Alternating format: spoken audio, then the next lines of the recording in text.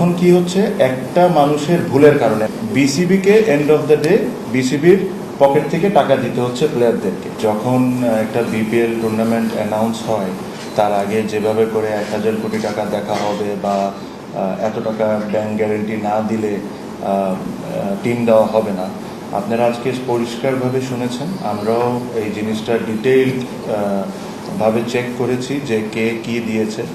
যেটা বললো, একটা ফ্র্যাঞ্চাইজি বাদে, যে ফ্র্যাঞ্চাইজি বেশ রেপুটেটেড, তারা বাদে বাকি যারা ফ্র্যাঞ্চাইজি ছিল এই জিনিসটা কেউই মেনটেন করেন নাই।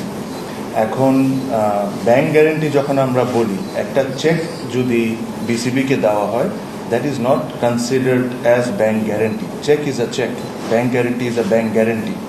সো এই প্রসেসটা কিন্তু কোনোভাবেই কোনোটা টিম মেনটেন করেনি। এখন ফাহিম ভাই একটা কথা বলেছে যে বিসিবি প্লেয়ারদের পেমেন্টের রেসপন্সিবিলিটি নিবে না।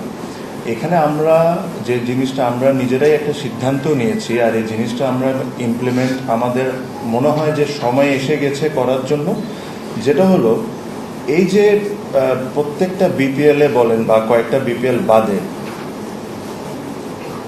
ফ্র্যাঞ্চাইজ সিলেকশন প্রসেসটা, যেটা যারা দায়িত্বে থাকেন যখন যারা করেন, তারা যখন নিজেদের নিয়ম ভেঙে অন্য ফ্র্যাঞ্চাইজিদেরকে, ওটা কি বন্ধু বান্ধব না অন্য কিছু আমি এটা তো বলতে পারছি না, বাট তাদেরকে